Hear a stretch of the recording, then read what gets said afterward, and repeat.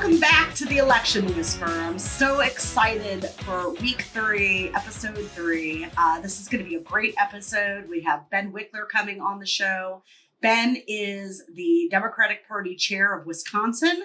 So he has just a little teeny tiny responsibility for the Democrats. He has to help the Joe Biden campaign deliver the state of Wisconsin, which was so pivotal to Clinton's loss in 2016, for Joe Biden in 2020. Just a little bit of pressure. So it's going to be great to have him on the show talking about how he's doing that very large and important task, and also talking a little bit about the recent victories that he's had there on the ground preparing for that job. So it's going to be a really great interview segment with him.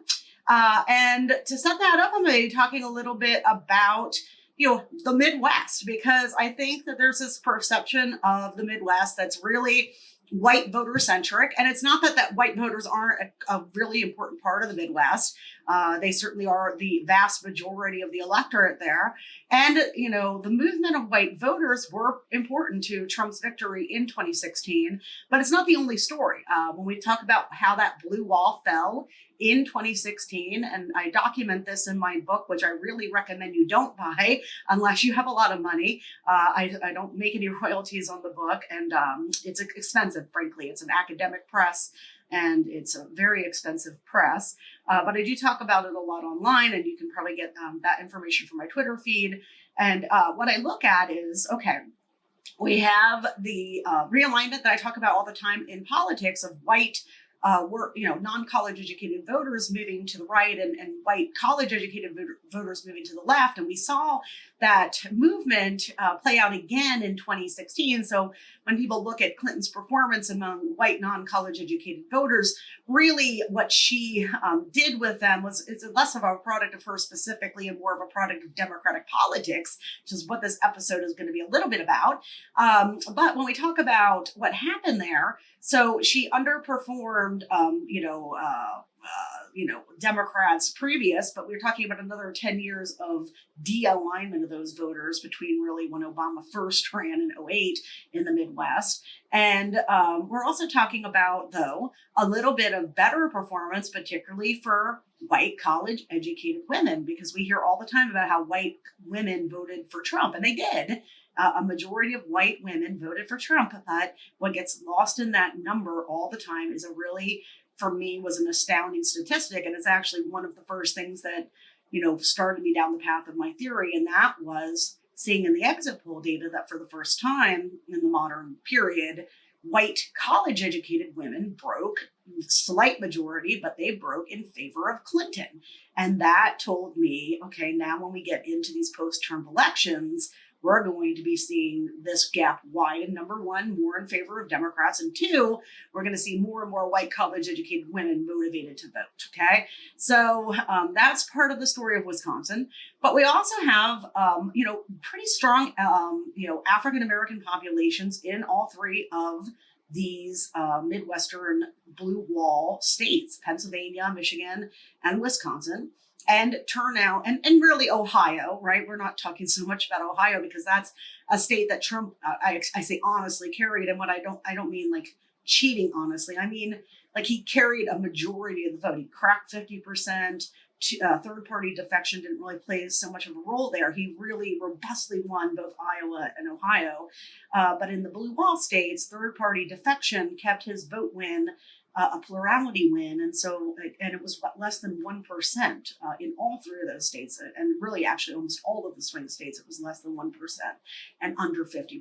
So what we look at is that turnout in the Detroit, Philadelphia, Pittsburgh, Milwaukee, Chicago suburbs in that quadrant, Wisconsin, we're going to talk a bit about with Ben today. That turnout really lagged. When you look at the precinct turnout of key Democratic areas, it just did not hit 2008, 2012 levels. So the electorate, as we talked about last week, became less Democratic friendly. And that also helped Trump, right? So Wisconsin and the Midwest gets talked about all the time. Just, it's a story of white people, and it's just not the case.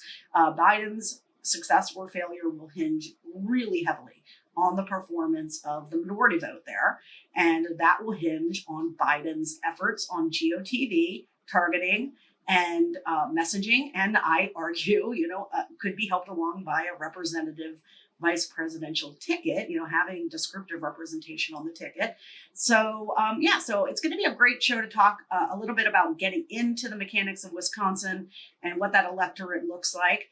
But my argument too is that realignment politics with white non-college educated voters is it's also motivated by a long-term strategic messaging plan that one day I'll have Rick back on the show and hopefully talk a little bit more about and maybe some more of the architects really of the messaging, because Rick's an ad guy, but the messaging of culture war issues, right? Because white voters have been targeted, frankly, for years, and this is work that I'll be putting out in my book, on fear capitalism is what I call it, the fear factory, where I look at how the GOP, go really kind of from dog whistles in the Nixon era, the Southern strategy, and build on that because they figure out how effective fear is as a motivating device to get people to go to the polls and vote, especially in less salient elections like midterms and state legislative elections.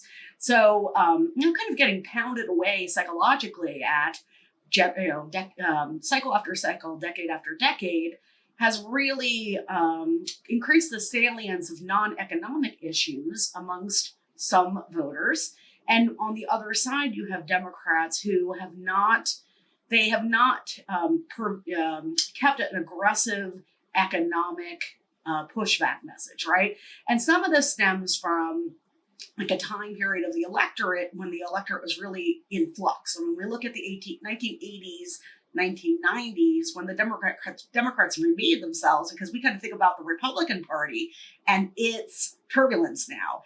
We know the Republicans had a rebellion, a revolution, a civil war, actually, and the people I work with in the Lincoln Project, they were literally like, they chose to quit, but they were kicked out of their own political party, and many of them were giants in the Republican Party, but they'd rather have left it than have stayed abandoning its core principles, which are not to embrace racism and fascism and authoritarianism, right?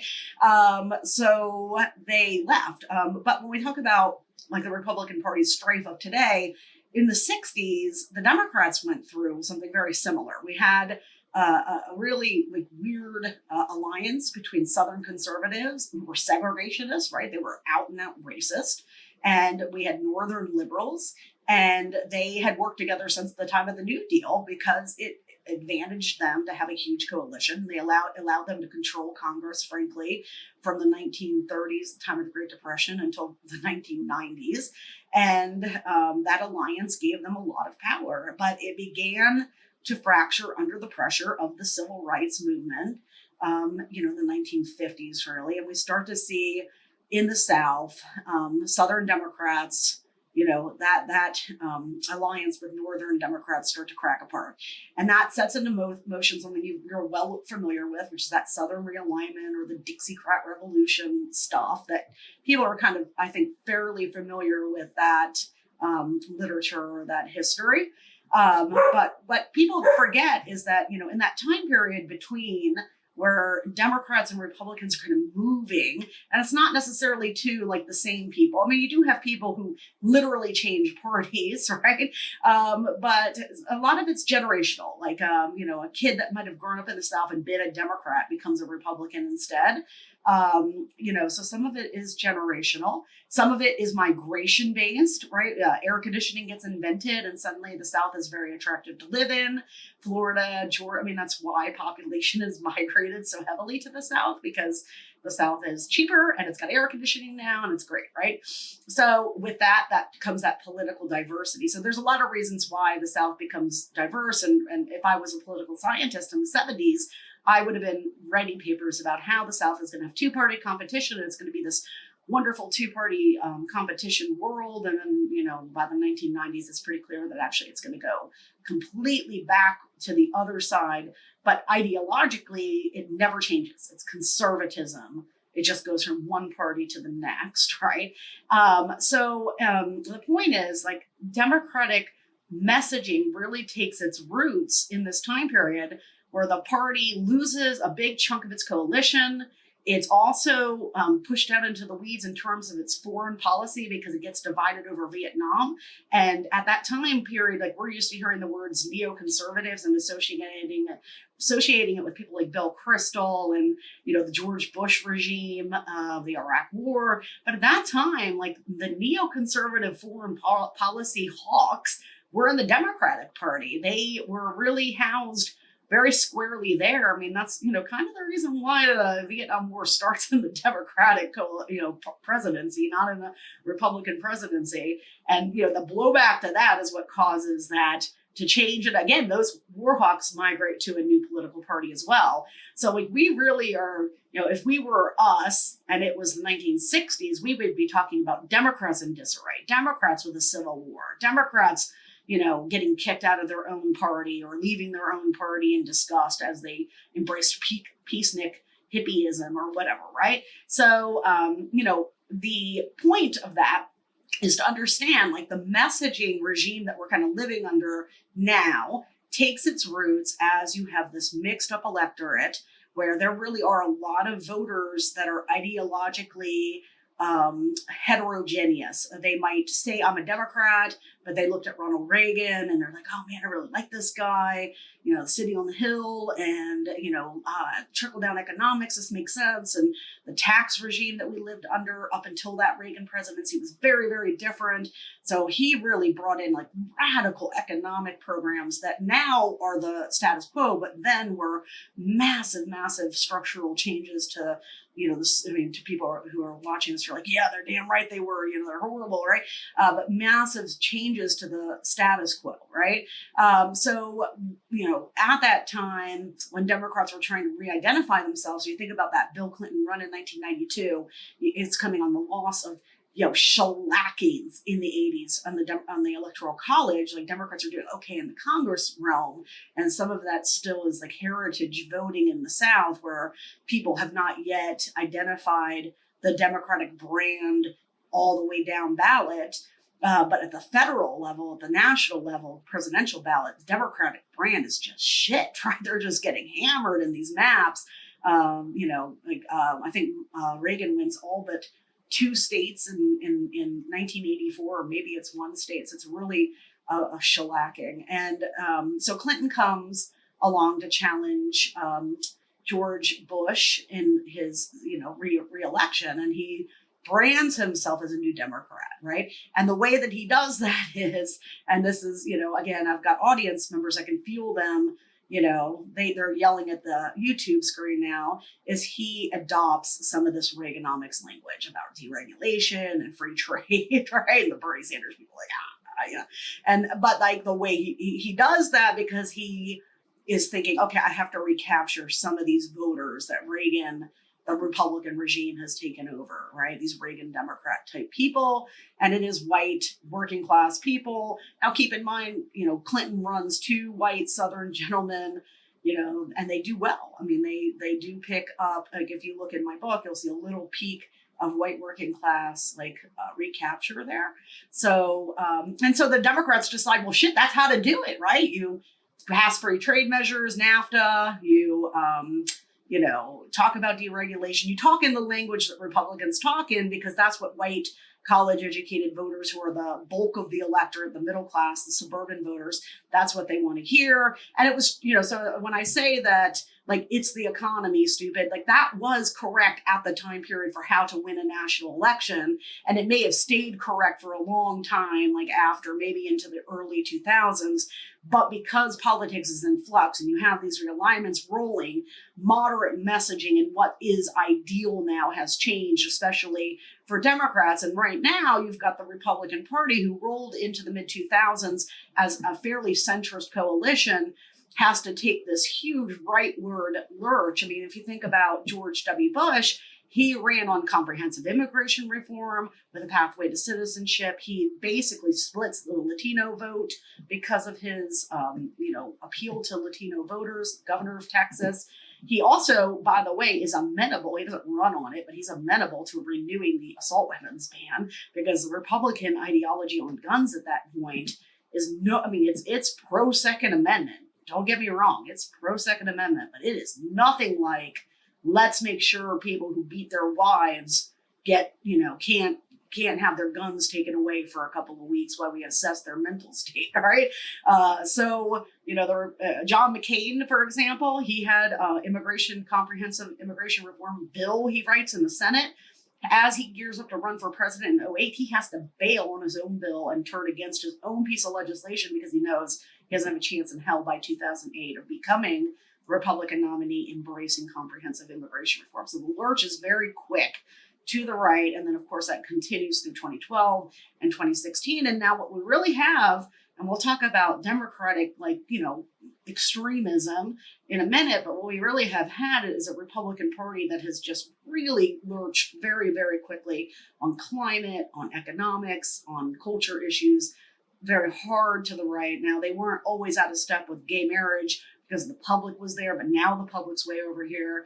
And at that same time period, you haven't seen the Democratic messaging on like moderate model really capitalize on that. You don't really hear Democrats framing the Republican Party as out of step and extremist, which is how Republicans frame Democrats. So no matter how moderate a Democrat is, like in these swing states, swing seats, all of them will be framed, and even Joe Biden is trying to be framed as an extremist, right? But you really don't hear that come back too often. Now, occasionally, Democrats will try to tie a Republican to an extremist position, like maybe on abortion or something like that, but they don't frame the entire party, the party's platform as an extremist party. So I talk a lot about how the Democrats really need to take a holistic look at how they do moderate messaging, because they're really yielding this opportunity for this giant vacuum in the center, and where that center should sit now is very, very different if you want to be at the ideal point of where the public is, and considering to how much weight and import that millennial and Gen Z generation is going to exert in voter turnout and voter election outcomes, not just at the presidential level, but really more particularly those midterms and those other election cycles. So I'm excited to talk a little bit about messaging in Wisconsin, like what Ben reads on the electorate there. I think this, this like 2-month period has been really interesting, because I think a lot of the old school thinking for Democrats must have been shaken a little bit to see how public opinion reacted to the Black Lives Matter movement and to the George Floyd murder protests, because I know I was definitely in the minority when the protests first erupted, especially when there was some rioting and looting associated to it.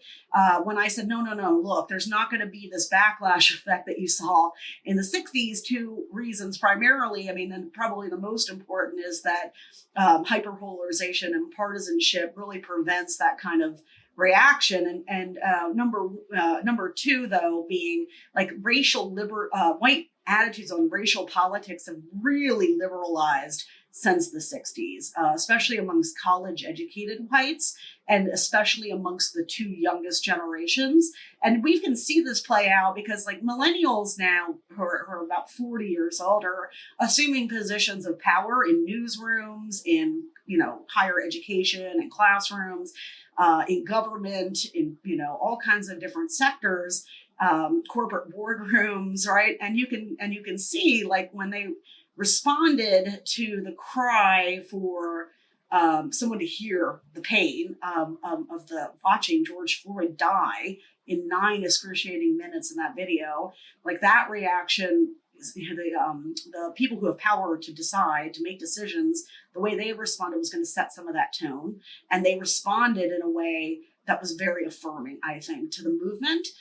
So that's a big difference. But also another big difference is, with Nixon, he in the 60s was able to say, I'm the outsider.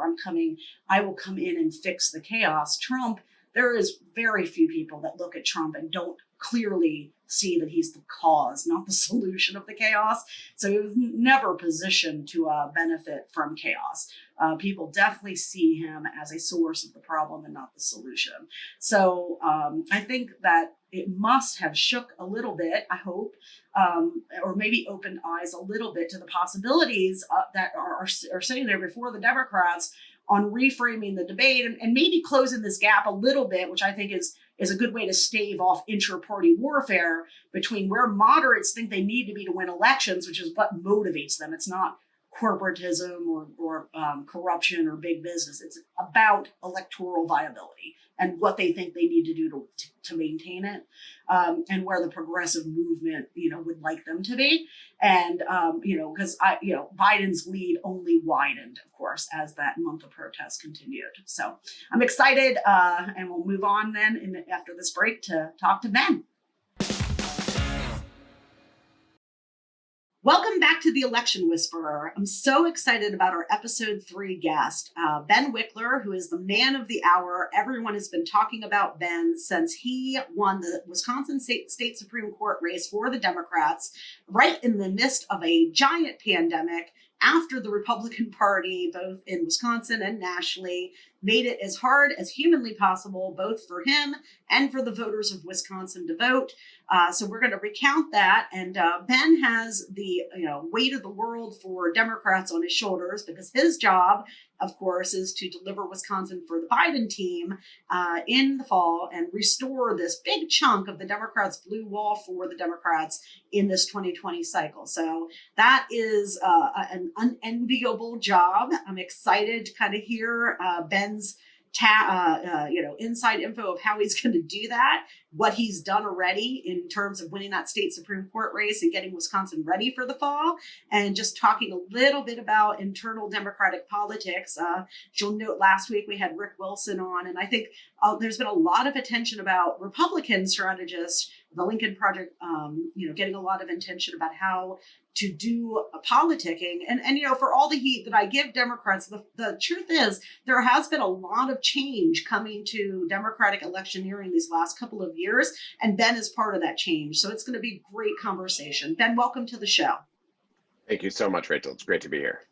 Yeah, so I'm going to try really hard to contain my youthful enthusiasm. I'm so excited to talk to people like you that I need to learn how to contain my enthusiasm. So I'm going to try not to interrupt you nearly as much as I interrupted Rick last week. So I appreciate everybody who hung in there with me on the interview.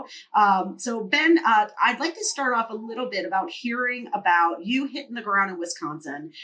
Your first task, I assume, on hitting the state was to prepare and organize it for this state Supreme Court race. So if you could take us kind of from the day that you arrived to the moment when you first realized you were going to be holding this state Supreme Court race through a pandemic, kind of talk about what you did to get the state ready, knowing I think the last state Supreme Court race was a disappointing night for Democrats. Yeah. So I was elected chair in June of 2019.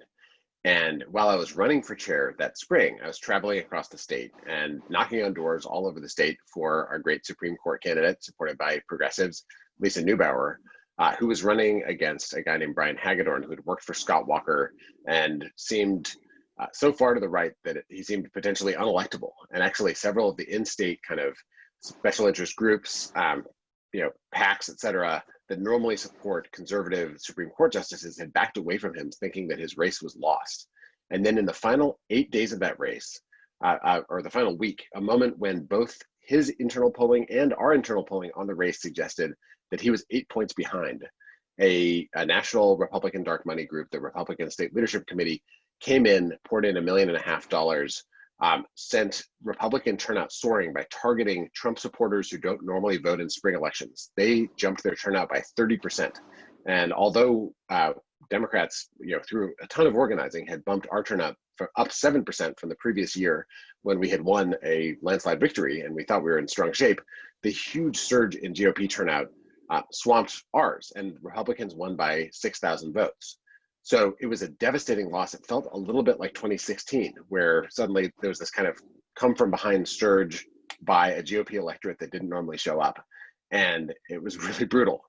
So at that moment, I'd grown up in Wisconsin politics, grew up here in Madison, and had worked on a gubernatorial race in high school and traveled all over the state, and just fell in love with the fight. And then had worked in progressive politics across the country. Most recently at Move On, I was the DC director. So I was in Washington, DC, fighting against the repeal of the Affordable Care Act. And then my wife and I and our 3 kids moved home in 2018. I knocked on doors with for Governor Evers' campaign and Tammy Baldwin, and then ran for chair in the spring, and experienced that loss just as an outsider, watching something that felt like we should have won disappear. And I resolved and said at meeting after meeting after meeting, we were not going to let that happen again. So elected chair in June, came in, developed a plan for 2020, which spells out WISCO, which is the W was win this spring and use it as a dress rehearsal for the fall. The I is inspire, recruit, train thousands of volunteers in the summer. The S is save the veto by stopping Republicans from getting a supermajority in our state legislature. The C in WISCO is cancel Trump's second inaugural. And the O in WISCO is organized for the long term. So that is the WISCO plan. And the first piece of it always has been fight and win the spring Supreme Court election. And that was no easy task, because in Wisconsin, incumbent Supreme Court justices almost always win. There's only been, previous to this year, only one in the last half century has lost. And we knew that. On the other hand, we knew that we had this built-in kind of edge because we were going to have a competitive primary and Republicans weren't. We had looked at the math and thought we maybe have 4, maybe even 6 Democratic presidential candidates in Wisconsin on April 7th, crisscrossing the state, having big rallies where thousands of people were packed tightly together, breathing the same air and cheering for their their presidential candidate. And then at the same time, we could get all the presidentials to endorse in the Supreme Court race. And so people could be chanting the name of, we had a primary on our side, whoever the nominee would be. So that was our plan, which we thought was going to be pretty strong. And then COVID hit and everything changed. Now, the other piece of our plan that had been going for actually since before I was chair was building a year-round organizing program through our state party in a way that had not happened before 2016. So my predecessor, after we lost Wisconsin in 2016, looked at how Obama had won and found the neighborhood team model, where you actually train neighbors to organize their neighbors as volunteers and knock on neighbors' doors. And that local messenger, the kind of impact of people who are talking to people they went to middle school with, that has a much bigger impact than dispatching random hordes of volunteers to go wherever you think doors need to be knocked. So my predecessor launched the Neighbor to Neighbor program. I came in determined to just put it on jet fuel, and we just expanded and expanded and expanded our organizing capacity through the rest of 2019 into 2020. And we were ready to knock on an unprecedented number of doors in the spring election when we realized that wasn't going to be safe. People were not going to open the door. Volunteers wouldn't want to go to doors. We didn't want to spread COVID. And we didn't even know if it would be safe to vote in person. So on March 12th, we made this big decision to switch entirely to virtual organizing. And we started running nightly webinars to train all our volunteers all over the state. We took all these local teams that had been doing in-person organizing and switched them to virtual voter contact with phone banks and text messages, social media, reaching out to people in their own personal networks that we could match against the voter file. And all of this effort was focused on helping people vote by mail, which is not normally something people do in Wisconsin. And it's very difficult. You have to upload a photo of your voter ID to a web form to request an absentee ballot here, or mail a photocopy to your county clerk. It's a complicated process. But we kind of became tech support for democracy. And we spent the last 3.5 weeks of the election just obsessed with getting as many people as we could to request absentee ballots and then helping them fill them out, get witness signatures on their ballot envelopes, which is difficult in social distancing, and then get them in. During this time, we also were pushing first to try to get ballots mailed to everybody so you didn't have to request them, because why would we ask people to turn out, go in person to polls during a pandemic? And then Republicans refused to do that. Then we joined with grassroots and civil rights groups that have been pushing for an election delay and also switched to vote by mail. That in court, a judge said that had to be done by the governor, state legislature. The governor asked the state legislature to do it. They refused. Governor tried to do it with an executive order. And the day before the election, we had a state Supreme Court decision on party lines refusing to accept the governor's authority to do this and saying that it had to be an act of the legislature. And a US Supreme Court decision a few hours later that removed even a sliver of relief that we had won in federal court in simultaneous lawsuits along the way. And so, like 2 hammer blows the day before the election, we were preparing for an election day in which all the ballots had to be postmarked or returned or handed in on election day. But we were hoping against hope that at the very least we'd get 6 extra days, which we'd won in federal court. And best case, the governor's order would work and we'd actually delay this election that shouldn't have been happening. So election day comes, and it has this wrenching quality. It feels like this is fundamentally wrong. It was like watching something that should not be happening, and people were, in tears at home wherever they were watching this happen from across the country.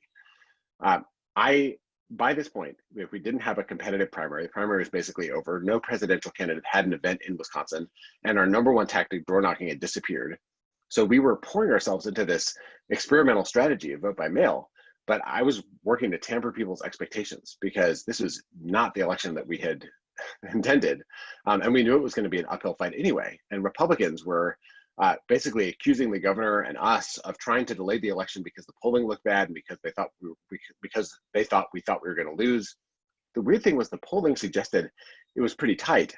And although Democrats were much more likely to say that they were afraid of coronavirus, they also were more likely to say that even with the fear of coronavirus, it was critical to cast a ballot.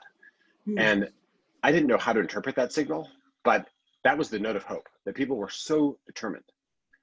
And the US Supreme Court ruling said, normally in Wisconsin, your ballot has to arrive by election day. But the US Supreme Court said that this year, you could get it postmarked by election day. So suddenly it was like, if you hadn't mailed it in, you could postmark it or drop it off, do anything you could.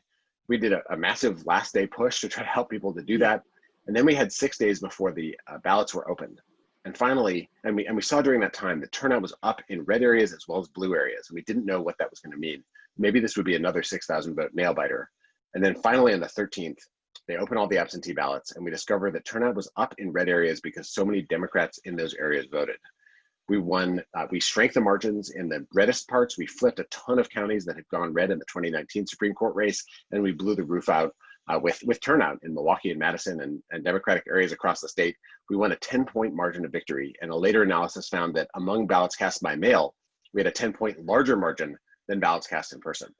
And that was the happy ending of the Supreme Court race. The dark side of it is dozens of people, based on contact tracing, we know were infected. And one study that looked county by county at the rate of in-person voting suggested that it increased rates of COVID across the state based on how many people voted in person. I'm still furious that it took place the way that it did, especially in Milwaukee, where 175 out of 180 polling places were closed because so many polling workers dropped out because they were afraid of exposure. So this is not okay, but it was a victory and it was a dress rehearsal for the fall. This informs exactly how we're going to fight Trump come November, and helps me understand why Trump is so furiously angry at the idea of people casting ballots from home. Now, Ben, that is such a riveting story. And, we were all watching and kind of living and I think, agonizing that story with you in real time. But of course, not being responsible for it and not being, involved in the decision making, not having, our people in the courts fighting on our behalf and making decisions as to what approach to use. We're watching it from a removed position, and it was making me ill. So I can't even imagine being you and having to duke it out and deal with that. And of course, it was heartbreaking to know that people were going to either get sick or die, and potentially die to exercise the right to vote. And it really did, I think, in my mind, solidify the extent to which the GOP, frankly, not just Trump, but the rest of the party is willing to go in November to try to hold on to the presidency and to the control of the Senate. And, I think we just need to be really frank about that, because, when suppression efforts are that, pronounced, we, have to go to the extent where you sue for the right to force people to vote in person in a pandemic. I think it just needs to be really talked about frankly and called what it is, which is an attempt to suppress the vote enough to hold on to electoral power. And it's not good for democracy. And I think a lot of Republicans at least in the Never Trump movement were just as deeply offended about it as Democrats were, and independents, of course. And as you point out too, I think we saw a backlash effect. So, maybe it will give Republicans a little bit of pause about, doing that in the fall, because of the way that the Wisconsin electorate, especially the Democratic leaning side of it, seemed to respond. I mean, we saw, as you pointed out, these ballots that came from red areas did not come from Republican voters. They ended up coming from Democrats To an extent, the voting returns that you saw are kind of what I expect to see in November. I expect to see these huge turnout surges where we didn't see in 2016 from the suburbs and from the cities. But those rural areas we've seen in 2018, and we saw in other, elections since, these stronger rural area performances for Trump. So, but in 2020, if they agonize or antagonize people enough to vote, I think it does have this reverse psychology pop prospect. So thanks for taking us through the steps. And I mean, number one, kind of like the logistic plan that you brought to Wisconsin to avoid what happened in that other 2019 loss, and then walking through the flexibility of like, okay, now we're going to do this, now we're going to do this, now we're going to do this, and of course that final 3-week push of how to navigate it. Can you talk a little bit about 2020 and what the lay of the land is in Wisconsin? The polling is very similar, I think, now. And 2016, we see some parallels. Now, I think there's also differences. Number one, the lead Clinton had over Trump was much more narrow. It was inside the margin of error. The polling, of course, that we get out of individual states is much more sparse than the national polling. But the leads that we're seeing with Biden and Trump are more robust, and that's a product of his mismanagement of the pandemic. But in terms of like the general sense, I'm starting to see like people kind of feeling that Biden has an edge, right? Do you think that you're seeing that on the ground amongst your team and amongst the people you're working with in Wisconsin, or do people still feel very much that, it's a neck and neck race there? Wisconsin Democrats, pretty much to a person, are obsessed with never taking anything for granted because of the experience of 2016 and 2019. It's definitely true. The polls have widened. Biden was usually 3 to 4 points up on Trump, last year, even into the spring. And then suddenly the gap has widened enormously. So now it looks like more like 8 to 10 points in the polling. But we're also very conscious that they can close again. And Trump was 15 points down in Wisconsin after the conventions in 2016. This is an environment that's very volatile. Wisconsin has a lot of ticket splitters. It has a relatively large number of swing voters. It has a lot of drop-off voters on both sides of the aisle.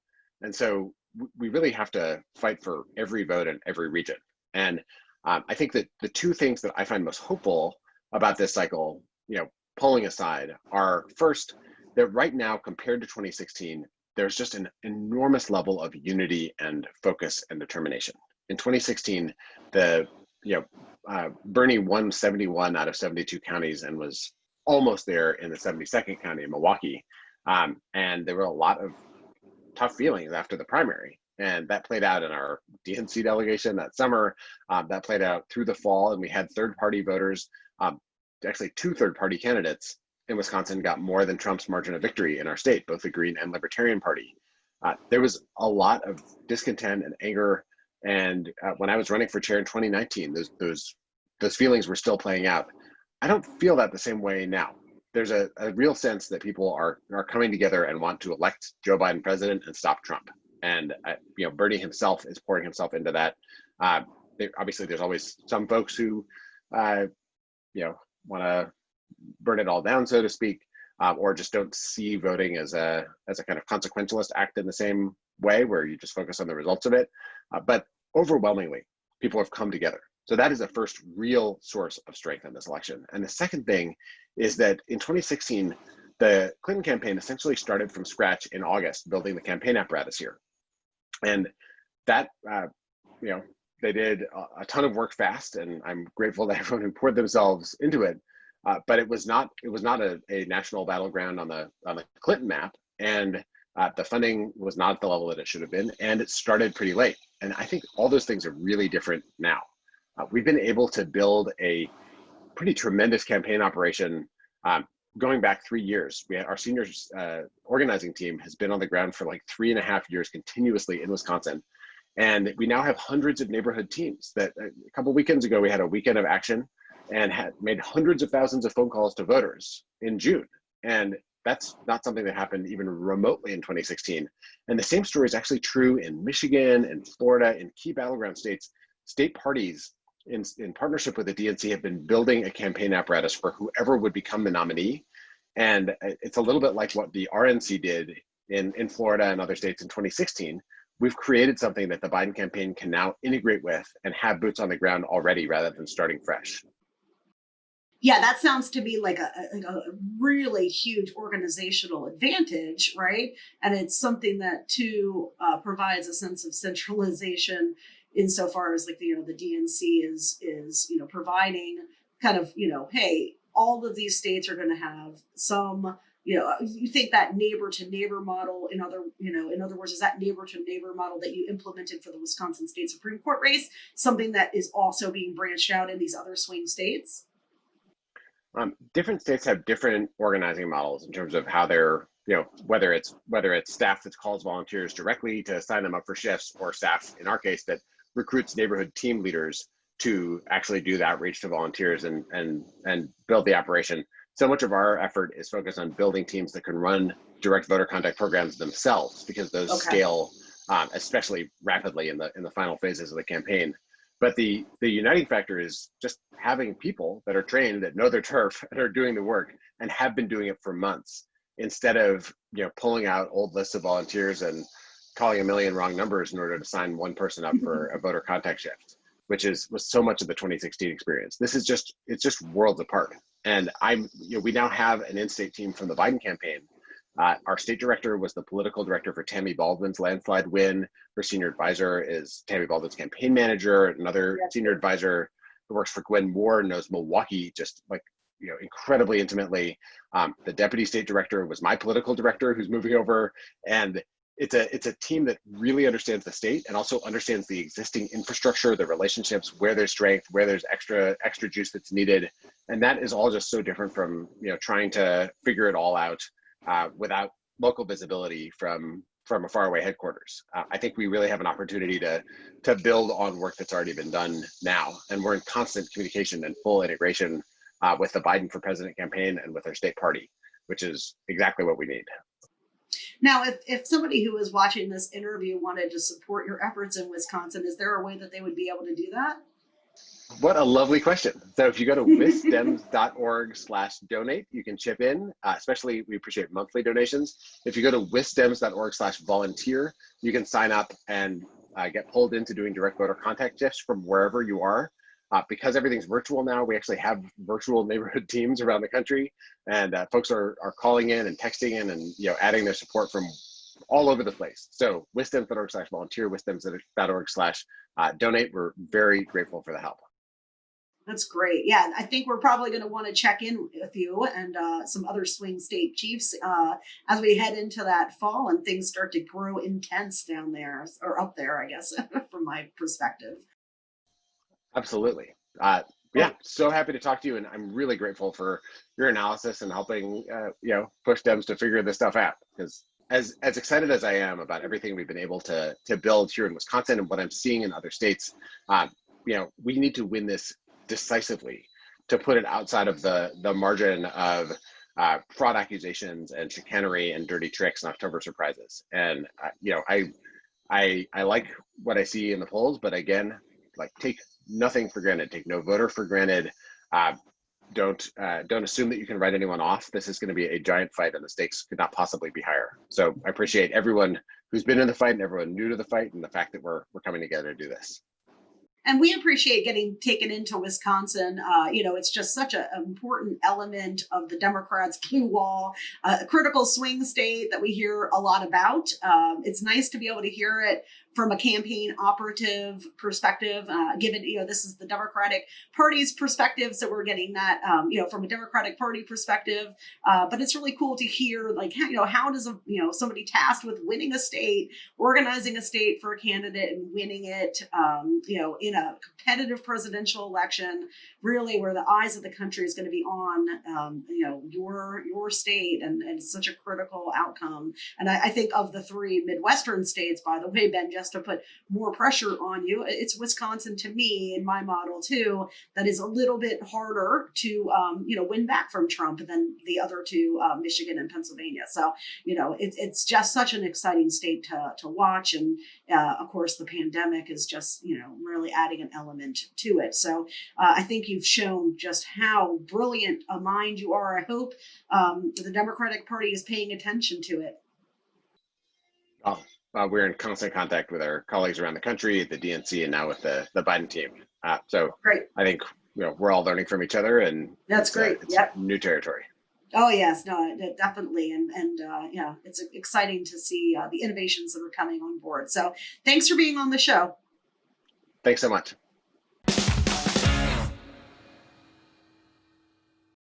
Hi, Rachel. Hey, Flip, it's great to be back for the Doc is In. It's my favorite segment. Absolutely. And that was a sensational interview with Ben Wikler. Very cool behind the scenes look at the man of the hour out there in Wisconsin. And Rachel, I don't think I heard you interrupt him even once. Not even once.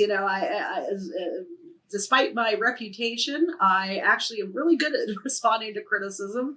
And, it was a pretty fair criticism. I was just so over the moon to be talking to Rick. I actually straight up, I'm not ashamed to admit this at all. And I think it was pretty obvious if you watch the whole interview through. I straight up forgot I was giving him an interview and just moved into phone call stage. And it was a great conversation, but not the best interview style. So I definitely worked on that. And I hope people notice the improvement.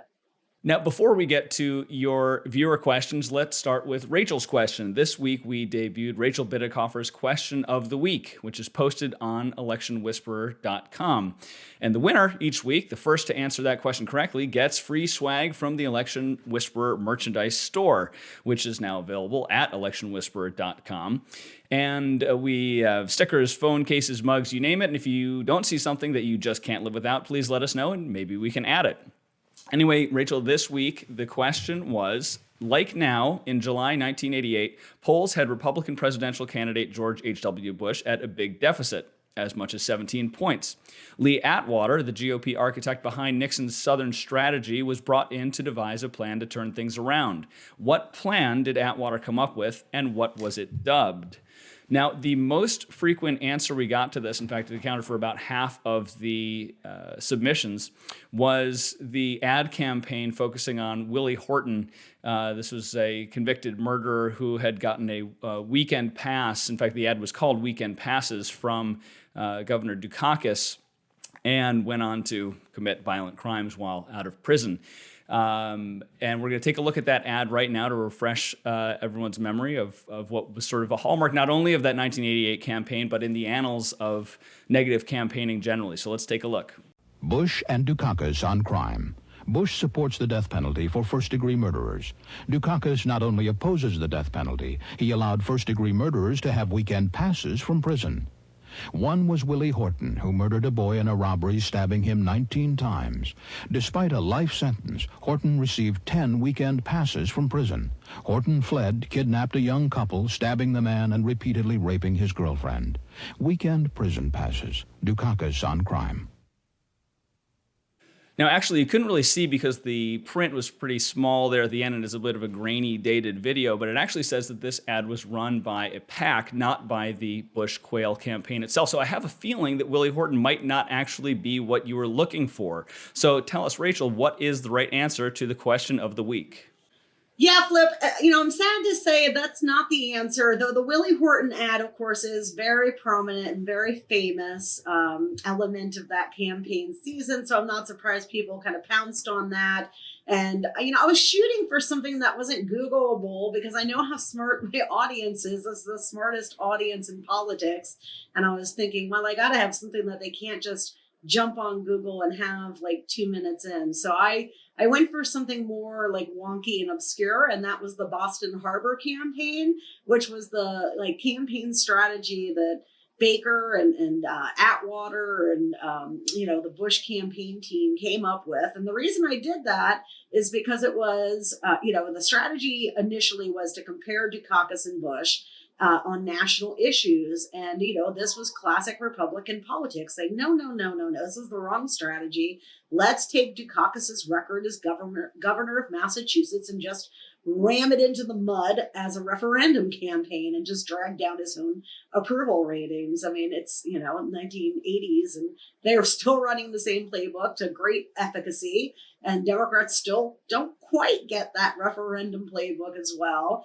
And, I was kind of hoping some wonky nerd would know it. So I feel bad. I don't know what to do. I don't want to do too easy. And so anyway, now you guys kind of know, I'll try to make it a little bit easier to find, but I'm not going to make it too easy because, again, I don't want to make it boring. So but that's what it was. Boston Harbor campaign. And it was, I would have been happy to kind of award, a participation credit for somebody who could have described the strategy, but not gotten the, nickname for it.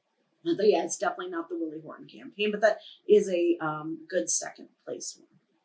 Well, folks, not too early to get a jump on it. This week's question of the week is up now at electionwhisperer.com. Yeah. So head there for your chance to win free Election Whisperer stuff and be acknowledged and inducted into the question of the week Hall of Fame next week should you get it right. But now let's get to the viewers' questions. These two can be submitted at electionwhisperer.com. So if you've got a question, that is where you need to go. And let's start with John, Rachel, who writes, I often get into fights with some of my older friends, many of whom have been part of presidential, Senate, or House campaigns, over the Democratic Party's voter targeting and voter outreach. They insist that Democratic candidates in swing states or districts have to run as conservatives who tout their bipartisan credentials and denounce far left members of their own party in order to earn crossover votes from Republican-leaning suburban women and avoid exciting or angering Republican-based voters. If you were advising a, quote, mainstream liberal Democrat running for Congress in a swing state or district, how would you craft their pitch to voters? Yes, well, longtime followers of mine will know that I find this to be a dubious strategy at best, because you're running basically against your own political party with this messaging. And, again, we're talking about a time period in the 1980s and 90s when we had a lot of voter heterogeneity, of ideological heterogeneity, where liberal Republicans and conservative Democrats were kind of mixed around in the parties. But today, there's much less of that. And so imagine, if you will, you're running, a campaign and you're out there running two, basically. You have your message against your opponent and his party, and then you're running your own insult campaign against your own party's platform and its own, membership. And I think Republicans really love when Democrats do that, because it's basically doing their job for them. It admits that there's something inherently flawed with the ideology of liberalism. So instead of making an affirmative case for economic liberalism, say, you're out there saying, economic liberalism is flawed. It's so much so that I actually call myself a fiscal conservative.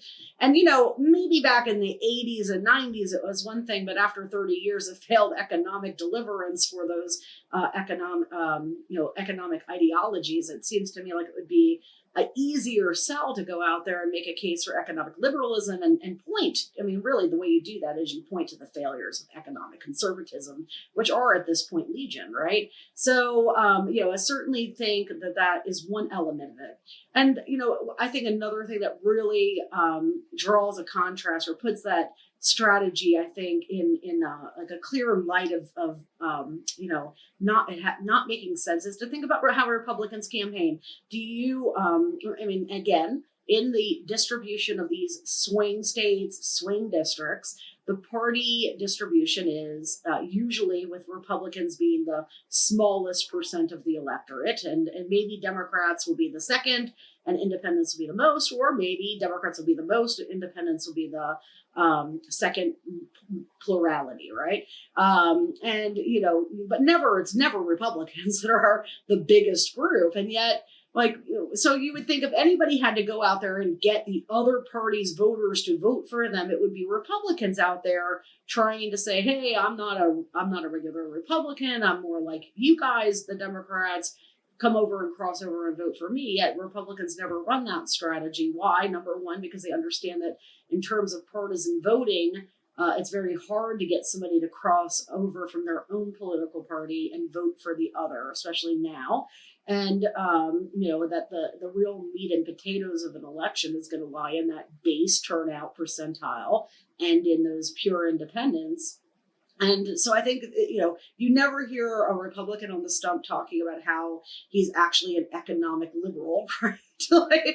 So I think Democrats would be much better off going out there, making a strong case for the Democratic platform, for democratic liberalism, as much as it is tempting to say, to fall into the trap. And it's basically a trap that Republicans lay for them to have the conversation about AOC or Bernie Sanders. And it's very, very easy for Democrats to fall into that trap.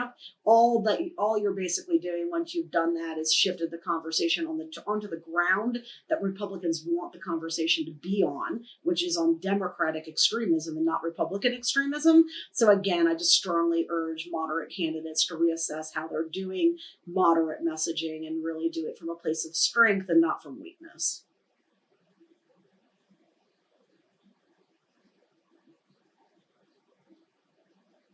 Well, yeah, and then one more point on that viewer question is, the analysis that I did in 2018, which wasn't survey data, it was actual hard data from the voter files. In the districts where Democrats ran, they intentionally did not talk about Trump for the fear that it would rile up Trump voters. Still in every one of those districts, the Republican turnout was huge. It went up over 2014. It was massively stimulated because the Republicans were over there running the kind of campaign that I talk about, which is base-centric, which is motivating, voters to the polls. And so, basically I show in that data, not only do Republican turnout increase still in those districts without Democrats talking about Trump because they were afraid of increasing Republican turnout, Democratic turnout, like percent of Democrats, actually underperforms in those districts. So you pay a double penalty in that regard. So, I think we have these assumptions about how people behave, that if you bring Donald Trump in, it will actually have an opposite effect and make more Democrats vote. Well, right now you're going to have huge Democratic turnout in districts because of the negative partisanship overall about Donald Trump. But, what we don't know is, how much does that help on the other side, right? So when we look at his campaign strategy in 2018, people will say, oh, look, Donald Trump made it about these caravans and he came and did all these rallies and yet he got shellacked in the House. Yes, but he also held on in these Senate seats in, one Senate seats in Florida and the governorship, and held off that Florida gubernatorial challenge and the Texas Senate seat challenge, and picked up those Senate seats in the Midwest. And, those were elections that, really came down to just outrageously strong GOP turnout. So we don't know for sure whether or not, Trump really paid a penalty for that caravan strategy.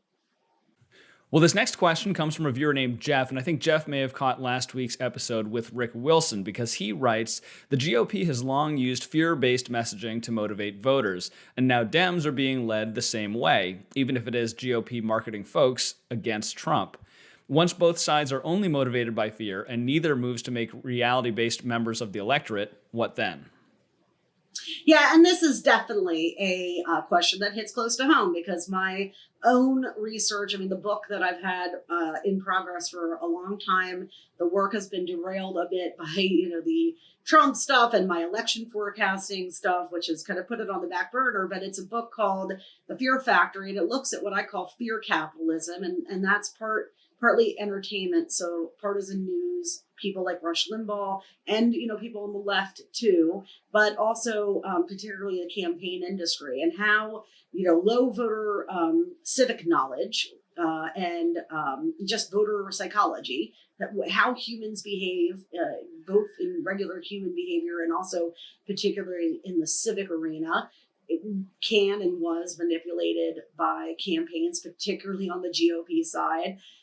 Particularly manipulating that fear aspect until it burned like a fire out of control. Basically a Frankenstein effect that caused the Republicans to lose control of their own electorate, right? And so I'm writing about that in a critical way, obviously, but at the same time, arguing Democrats need to adapt and adopt some of these techniques in their own campaign efforts, because their turnout in terms of Democrats in the voter file consistently lags behind that of the Republicans. Though, my point of having, Ben Wikler on the show is to show that, in these last couple of years, Democrats are making changes, right? So anyway, I'm simultaneously critical of it and also arguing Democrats should do it, though I am always quick to point out, like, the way that it was done in the GOP world was too much, right? And it was too fear-based. So when I talk about what Democrats should be doing, I'm talking about stakes framing, making elections, matter to the individual voter by making them understand how they are personally affected, which doesn't tend to be the way that Democrats talk to voters. They tend to talk to them the way that, they think about politics, which is the Democratic default is more high on empathy, like, oh, I should do this thing because it matters for others. And, that's just not how a lot of more marginal people, voters, independents, people who are marginal about participation, think about things. They tend to be more self-centric. It's a human trait to be self-centric. So I think that there's a way to do better framing that is, I guess you could argue, touching into those emotive areas, but not be completely irresponsible about it. And this next question is from Kyle, who says, please talk about Gen Z TikTok trolling the Trump campaign and how it affects the Republican campaign, from reserving tickets to events, keeping carts full to stall out his merch, blowing up his surveys. Young people are really trying to mess up Trump. How can they more effectively mess up his campaign, data, strategy, and how much of a threat is it actually to his campaign? So, I'm the outlier in many things, and I'm sure I'll be ridiculed and pointed out as the outlier on this as well. But I think those, sabotage efforts by the Gen Z, TikTok, Trump rally, Tulsa rally stuff, I think it does matter on the margins, right? Because it generates earned media coverage. Trump is so easy to psychologically manipulate. I mean, the Lincoln Project ads have many purposes, and people will say, I read on Twitter or just get comments like, well, the Lincoln Project ads do this or do that. Well, actually, the fact is that Lincoln Project ads have different audiences and different purposes. And the most astounding of them all are the ads that are made for an audience of one, because that's never been done in the history of political ads. You don't usually make an ad for one human being. And that person, of course, is Donald J. Trump. And the reason that those ads are made are to psychologically manipulate him. And the reason that that's a problem in America is that the man is the president of the United States, and he has, of course, the nuclear codes and also control of this pandemic, So it's a problem that we can make ads with the intent of manipulating him and then see in real time that it works. I mean, he spent 16 minutes at the Tulsa rally defending the way that he drinks water and walks down a ramp because of an ad and trolling that the Lincoln Project did on that topic. So TikTok, these Gen Z sabotage efforts are probably effective because it gets into Trump's head, and anything that gets into Trump's head makes him act and behave more Trump-like, and anything that gets him to reveal to the public his true nature in more ways, I think is helpful insofar as helping Biden make the contrast case against him. Well, I'm afraid that is all the time we've got this week for viewer questions, but please do keep them coming. We're actually thinking about adding a midweek all Q&A bonus show to try and keep up. So if you're not already, make sure you're subscribed to this channel and be sure to click the little bell notification icon to get notified when new shows are published. Yeah, can I just say, after hearing this week's submissions and hearing that we have so many equally good submissions that we can't even keep up and need to do a bonus episode, I have to say, I feel like I've achieved my dream of the most, wonky, smart audience in the history of political shows.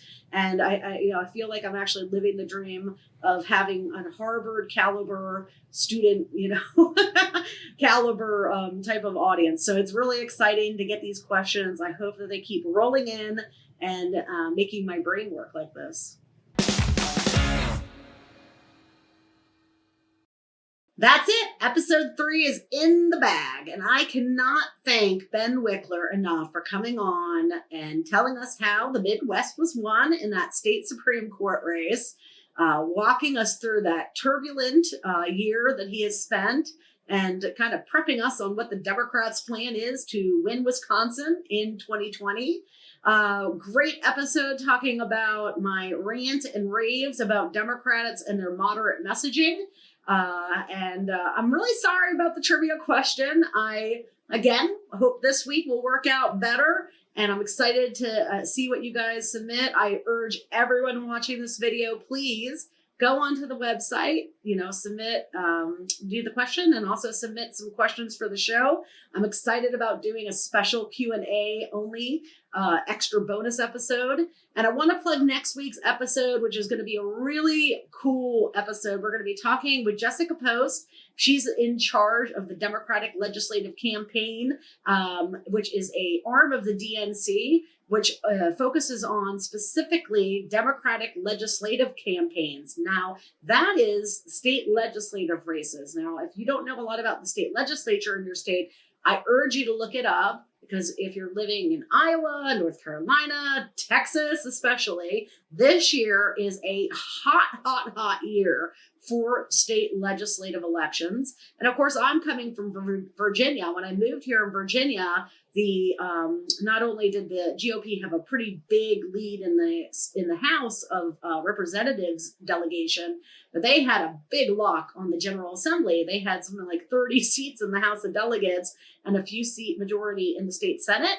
And now I'm sitting here, and the Democrats control both of those chambers. And the reason why, much to the chagrin of Virginia Republicans, is because of the election of Donald Trump, which really activated a lot of Virginia Democrats and independents who had been fairly lazy about voting, particularly in those state legislative elections. And Virginia is especially, it's special insofar as the state legislative elections are off cycle. So Virginia has it's just one of two states, New Jersey and Virginia, have state legislative elections that occur in odd years. And so in 2017, the Democrats picked up a ton of seats because there was a gubernatorial election.